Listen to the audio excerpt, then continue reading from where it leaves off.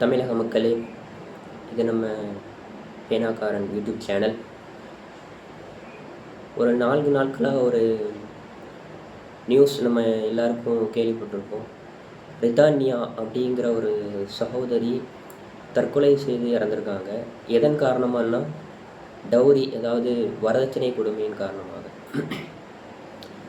இப்போ நான் ஒரு கேள்வி கேட்குறேன். பெற்றோர்கள் நீங்கள்லாம் என்ன தான் செஞ்சிட்ருக்கீங்க? அதாவது ஒருத்தன் வரதட்சணை கேட்குறான்னாலே அவன் வந்து கேடுகெட்ட மாப்பிள்ளை அப்படின்னு முடிவு பண்ணி கழிச்சு விடாமல் எந்த நம்பிக்கையின் பேரில் உங்கள் பொண்ணை கல்யாணம் பண்ணி கொடுப்பீங்க? இப்போ கல்யாணம் பண்ணி கொடுத்துட்டு அந்த பொண்ணோட உயிர் போயிடுச்சு. இப்போ வந்து போலீஸ் கேஸ் எடுக்க மாட்டேங்கிறாங்க, கவர்மெண்ட் அட்டென்ஷன் எடுத்துக்க மாட்டேங்கிறாங்க. 4 நாட்களாக நாங்களும் போராடிக்கிட்டு இருக்கோம் சொல்லிட்டு அவரோட சகோதரர் கூட ஒரு வீடியோ வெளியிட்டு வருத்தப்பட்டு அழுது பேசின வீடியோலாம் இப்போ நம்ம பார்த்தோம் நியூஸில். இத்தனை தடவை நம்மளுடைய கவர்மெண்ட்டும் சரி, சட்டம் நீதித்துறையும் சரி, வரதட்சணை ஒரு குற்ற செயல், சட்டப்படி அது வந்து வரதட்சணை வாங்கக்கூடாது. இது வரைக்கும் எத்தனையோ பேர் வரதட்சணை கொடுமையால் இறந்து போயிருக்காங்க. இதெல்லாம் கேள்விப்பட்டும் திரும்ப திரும்ப திரும்ப பெற்றோர்கள் அவசரப்பட்டு உங்கள் பிள்ளைங்களோட வாழ்க்கையை கேடுகட்ட எவன் கையிலையோ கொண்டு போய் கொடுக்கீங்க. இப்படி கொடுத்துட்டு வருத்தப்பட்டு அழுது பிரயோஜனம் இருக்கா? அந்த ரிதன்யா அந்த சகோதரி மேலே, அவங்களுடைய தாயார் மேலே, அதாவது இந்த ரிதன்யா சகோதரி மேலே அவங்க அப்படி அந்த பாக்ஸ் மேலே படுக்க வச்சுருக்காங்க. அந்த பாக்ஸுக்கு மேலே அவங்களுடைய தாயார் வந்து அவங்கள கட்டி பிடிச்சிக்கிட்டு, அம்மா நான் உனக்கு ஒரு முத்தம் கொடுக்க இப்போ எந்திமான்னு சொல்லி கதறி அழுகுறாங்க. இதை பார்க்கும்போது கஷ்டமாக தான் இருக்கும். ஆனால் தப்பு பெற்றோர்களால் உங்கள் மேலே தானே, உங்களால் தானே அந்த பெண் இறந்துருக்காங்க. இப்போ நீங்கள் நார்மலாக ஒரு நல்ல மாப்பிள்ளை நம்பி கொடுக்குறீங்க, அது வேறு. ஆனால் ஒருத்தன் வரதட்சணை கேட்குறானாலே கண்ணை மூடிட்டு ரிஜெக்ட் பண்ணியிருக்க வேண்டாமா? எந்த நம்பிக்கையில் நீங்கள் ஒருத்தன் வரதட்சணை கேட்குறான்னா அவன் எப்படி அவன் பட்ட மாப்பிள்ளைன்னு நம்மளுக்கு வரதட்சணை கேட்கும் போதே தெரியுது இல்லை? அப்போ முன்கூட்டியே நீங்கள் அதை வேண்டான்னு சொல்லியிருக்கணும் இல்லை? இப்போ வந்து அழுது கதறிக்கிட்டு கவர்மெண்ட் அட்டென்ஷன் எடுத்துக்க மாட்டேங்கிறாங்கன்னு சொன்னால் என்ன அர்த்தம்? கவர்மெண்ட் விழிப்புணர்வு கொடுக்கலாம். அண்டு கவர்மெண்ட்டோடைய கடமை தப்பு நடக்காமல் பாதுகாத்துக்கிறதும், நடந்த தப்புக்களுக்கு நீதி வாங்கி தர்றது தான் கவர்மெண்ட்டோடைய கடமை. ஸோ எல்லா நேரமும் கவர்மெண்ட் நம்மளை பாதுகாக்கணும்னு நினச்சோன்னா, அது இப்போ நம்ம இரவில் தூங்கிக்கிட்டு இருக்கோம், நம்மளுக்கு ஏதாவது ஒரு உடம்பு சில ப்ராப்ளம்ஸ் வருதுன்னா அப்போ நம்ம என்ன செய்வோம்? நம்ம தானே ஹாஸ்பிட்டலுக்கு போகிறதுக்கு அரேஞ்ச் பண்ணுவோம், பக்கத்து வீட்டுக்காரங்களே யாரையாவது கூப்பிட்டு அப்படி தானே பண்ணுவோம். அந்த டைம் கவர்மெண்ட்டை ஆம்புலன்ஸ் கூப்பிடலாம். ஆம்புலன்ஸ் கூப்பிட்றதுக்கு யாரும் ஒன்றும் பிரச்சனை இல்லை. மற்றபடி நம்மளை கூட்டிகிட்டு போகிறதுக்கு, ஒரு அசிஸ்ட் பண்ணுறதுக்கு ஒரு பர்சனை நம்மளே தானே தேடி போகிறோம். அதுக்கு மட்டும் நம்ம யாரையும் பெருசாக எதிர்பார்க்கறது இல்லை. அப்படி இருக்கும் பட்சத்தில் ஒரு பொண்ணை கல்யாணம் பண்ணி கொடுக்கும்போது ஒருத்தன் டவுரி ஒருத்தன் வீணாக போனவன் டவுரி வரதட்சணை வேணும்னு கேட்குறான்னா நீங்கள் அதையும் கொடுத்து பொண்ணையும் கொடுத்து கல்யாணம் பண்ணி கொடுப்பீங்க. என் ஊரில் வேறு நல்ல மாப்பிள்ளையே கிடையாது. இன்னைக்குள்ள நிறைய பெற்றோர்கள் செய்யக்கூடிய பெரிய பிரச்சனையே இதுதான். எவ்வளோ செலவு, கடன் வாங்கி செலவு பண்ணி கல்யாணம் பண்ணி கொடுக்கறது. ஒரு கல்யாணத்துக்கு வாழ்க்கை ஃபுல்லாக சேகரித்த 20, 30, 40, 50 லட்சம் செலவு பண்ணி கல்யாணம் பண்ணி கொடுக்குறது. இதெல்லாம் யார்கிட்ட பழகுறாங்க இந்த மக்கள்? முதல்ல பணக்காரங்க, அரசியல்வாதிகள் இவங்ககிட்ட இருந்து பழகுறாங்களா? இல்லை யார்கிட்ட பழகினாலுமே நம்மளுக்குன்னு ஒரு சுய அறிவு வேணும். இப்போ நம்மக்கிட்ட ஒரு 20 லட்சம் ரூபா இருக்குன்னா அந்த 20 லட்சத்தையும் நம்ம பொண்ணுக்கோ பையனுக்கோ கல்யாணம் பண்ணி கொடுக்கறதுக்கு ஒரு சிம்பிளான முறையில் நம்ம பொண்ணுக்கோ பையனுக்கோ ஒரு 3 லட்சம் ரூபா 2 லட்சத்துக்குள்ளே கல்யாணம் பண்ணி கொடுத்துட்டு மீதி ரூபாயை வச்சு எத்தனையோ அனாதை குழந்தைகள் இருப்பாங்க, எத்தனையோ அனாதை பெண்கள், ஆண்கள் ஆசிரமங்கள் இருப்பாங்க. அவங்களோட வாழ்க்கைக்கு பயன்படுத்தணும்னு சொல்லி அந்த அறிவு கூட நம்ம மக்களுக்கு இன்னும் வரல. அந்த மனிதாபிமானம் கூட இன்னும் நம்ம மக்களுக்கு வரலைன்னு நினைக்கும் போது தான்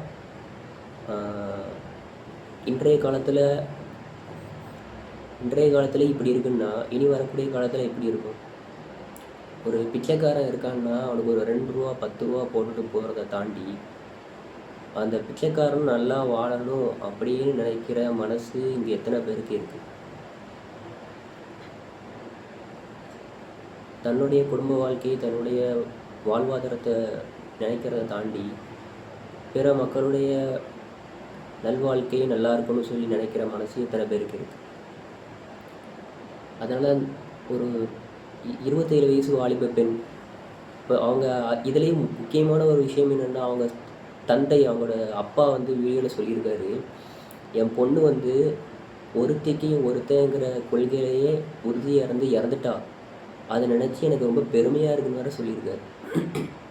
அதுக்கு கீழே நம்ம நேயர்கள் கமெண்ட்ஸ்லாம் போட்டிருந்தாங்க, ஒரு தந்தையாக இப்படி ஒரு சொல்லுறது உங்களுக்கு எப்படி மனசு வருதுன்னு சொல்லி. ஆமாம், நானும் தான் கேட்குறேன், உங்களுக்கு எப்படி மனசு வருது? பிரதன்யாவோட சகோதரனுடைய தாயார்கிட்ட நான் அந்த கேள்வி கேட்குறேன். ஒருத்தனுக்கு ஒருத்திங்கிற கொள்கை என் பெண் இறந்துட்டா அவளை நினச்சி எனக்கு பெருமைப்படுறேன்னு சொல்லி நீங்கள் எப்படி இந்த வீடியோவில் சொல்கிறீங்க? நீ சொன்ன வீடியோவில் எப்படி சொல்கிறீங்க? உங்களுடைய மகளுங்க வரதட்சணை கேட்டான்னு சொல்லி நீங்கள் கட்டி கொடுத்துருக்கீங்க, சட்டத்தை மீறி கட்டி கொடுத்துருக்கீங்க. உங்களால் தான் உயிர் போயிருக்கு. வாழ வேண்டிய பெண் உயிர் போயிருக்கு. என்ன நினச்சி பேசிக்கொண்டீங்க? பெற்றோர்கள் என்ன செஞ்சுக்கிட்டு இருக்கீங்கன்னே புரியலை. அதைத்தான் நேற்று நான் போட்ட வீடியோலையும் சொன்னேன், ஒருத்தன் நல்லவனாக கெட்டவனான்னு மட்டும் நல்லவனாக இருந்தால் மட்டும் சூஸ் பண்ணுங்கள். பணத்துக்காகவோ அவசரப்பட்டோ யாரோ ஒருத்தர் கையில் கொடுத்துக்கிட்டு பிற்காலத்தில் இதே மாதிரி கஷ்டப்பட்டுட்டு இருக்காதீங்க. எவ்வளோ பேர் இந்த மாதிரி சோஷியல் மீடியாவில் வீடியோ போட்டு சொல்கிறாங்க, காவல்துறை, போலீஸ், கவர்மெண்ட் எல்லோரும் அவங்களும் கடமைக்கு அவங்களோட விழிப்புணர்வு அவேர்னஸ் க்ரியேட் பண்ணி சொல்கிறாங்க. நம்ம மக்கள் தான் கேட்குறதே இல்லையே. நம்ம மக்கள் இப்போ எப்படி ஆகிட்டாங்கன்னா, ரோட்டில் போகும்போதும் ஃபோன் பேசணும், வண்டியில் ஸ்கூட்டர் ஓட்டிகிட்டு போகும்போதும் ஃபோன் பேசணும், இதில் போலீஸ்காரங்க பார்த்தா பிடிப்பான்னு ஹெல்மெட்டுக்கு உள்ளே ஃபோனை வச்சு பேசிட்டு போகணும், கார் ஓட்டும் போது ஃபோன் பேசணும். இதில் ஃபோன் பேசுகிறாங்கல்ல இப்படி இப்போ வெஹிக்கிளில் போகும்போது அவங்ககிட்ட ஒரு கேள்வி கேட்குறேன், நீங்கள் கவனமாக தான் வண்டி ஓட்டுவீங்க ஃபோன் பேசிக்கிட்டே, உங்களை பின்னாடியோ முன்னாடியோ 4 டைரெக்ஷனில் யாராவது ஒருத்தர் அவசரப்பட்டு முன்னாடி வந்துட்டாருன்னா அந்த டைமில் உங்களுடைய கான்சன்ட்ரேஷன் உங்கள் டிரைவிங்கில் இருக்குமா இல்லை உங்கள் ஃபோன் காலில் இருக்குமா? ஃபோன் கால் இல்லாமல் இருந்தால் நீங்கள் அவேர்னஸாக இருப்பீங்க, ஸ்டாப் பண்ணிடுவீங்க, அவரை காப்பாற்றிடலாம் அடிபடாமல். அதனால் டிரைவிங்கில் பண்ணும்போது ஃபோன் கால் பேசுகிறது கொஞ்சம் நிப்பாட்டி ஓரமாக நின்று பேச வேண்டியதானே. போலீஸ்காரங்களை பார்த்தவொடனே ஹெல்மெட் எடுத்து போடுறது, போலீஸ்காரங்க பார்த்துருவாங்கன்னு ஃபோனை ஹெல்மெட்டுக்கு உள்ளே வச்சு பேசுகிறது, இதனாலே எத்தனை மரணங்கள் எழுந்து தெரியுமா? என் வாழ்க்கை என்னுடைய அடிப்படை என்னுடைய வாழ்க்கைன்னு நான் மரணமாகிறத தாண்டி என்னை போல தானே சக உயிர்களும் இருக்குதுன்னு சொல்லிட்டு அவங்களுக்காக கொடுக்குற சிறு குரல் சிறு வார்த்தையுமே ஒரு மனிதாபிமானம் தான். அதுவும் பெரிய அதிகாரத்துக்கு வந்து நல்லது செய்யணும்னு நினைக்கிறவங்களுக்கு வாய்ப்பு கொடுக்கறது மிகப்பெரிய ஒரு விஷயம். ஏன்னா நம்ம செய்யக்கூடிய விஷயம் நம்ம மனிதாபிமான அடிப்படையில் செய்யணும்னு நினைக்கிறது கூட கிடையாது. ஆனால் அவங்க தன் கை காசை போட்டு இறங்கி வேலை பார்க்குறாங்க, பொதுமக்களுக்கு நல்லது செய்யணும்னு வராங்க, அவங்களுக்கு ஒரு வாய்ப்பு கூட கொடுக்காம அவங்கள துச்சப்படுத்துறது வந்து ரொம்ப பெரிய தப்பு. அதனால் பெற்றோர்கள் வரதட்சணைக்கு யாரும் கேட்டாங்கன்னா வரதட்சணை வந்து ஒரு பிச்சை எடுக்கிற மாதிரி. இனி ஏதாவது ஒரு பொண்ணு இது இப்போ இந்த வீடியோ பார்த்துட்ருக்க எல்லோரும் சொல்கிறேன், இனி ஏதாவது ஒரு பொண்ணு வீட்டில் அதாவது மாப்பிள்ளை வீட்டிலேருந்து பொண்ணு வீட்டில் வரதட்சணை கேட்டாங்கன்னு சொன்னால் கண்ணை மூடிட்டு அந்த மாப்பிள்ளை எனக்கு வேண்டாம் வெளியே போன்னு சொல்லி அடித்து விரட்டிடுங்க. வரதட்சணை கேட்குற மாப்பிள்ளையே வேண்டாம். பொண்ணை நல்லா பார்த்துக்கிற மாதிரி நல்ல மாப்பிள்ளையாக கம்மியாக சம்பாதிக்கிற மாப்பிள்ளையாக இருந்தாலுமே அவன் நல்லபடியாக காப்பாற்றுவானே தவிர வரதட்சணைக்கிற மாப்பிள்ளைக்கு கொடுக்காதீங்க. இந்த தப்பை எந்த பேரண்ட்ஸும் பண்ணாதீங்க.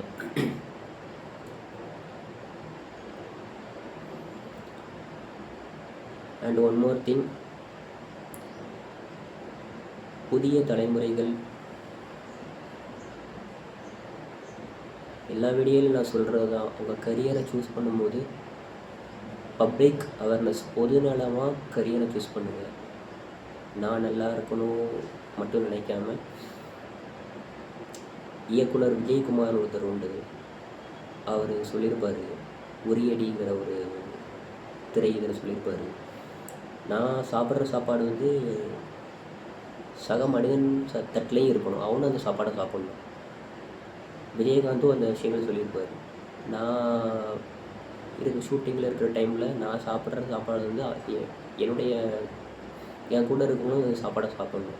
அப்படி பொதுநலமாக சிந்திச்சாக மட்டும்தான் நம்மளோட கரியர் மட்டும் இல்லை, நம்மளோட சமூகமும் நல்லபடியாக இருக்கும். யங்ஸ்டர்ஸும் இதை புரிஞ்சு கொண்டு கரியரை சூஸ் பண்ணுங்கள். பொதுநலமாக சிந்திங்க. பெற்றோர்கள் கவனமாக இருங்க. தற்கொலை பண்ணாதீங்க. தற்கொலைங்கிறது கோழைத்தனம்னு எல்லாரும் சொல்கிறாங்க. தற்கொலை வந்து அப்படி சொல்லி அவங்கள குறை சொல்லாமல், தற்கொலைங்கிறத வந்து கம்ப்ளீட்டாக எந்த ஒரு யங்ஸ்டர்ஸும் சரி, பெரியவங்களும் சரி, தற்கொலைங்கிறத விஷயங்களை தயவு செஞ்சு பண்ணாதீங்க. எல்லா பிரச்சனைக்கும் சொல்யூஷன் இருக்குது. அதை கண்டுபிடிக்க வேண்டியது நம்ம பொறுப்பு. அவ்வளோ. நன்றி.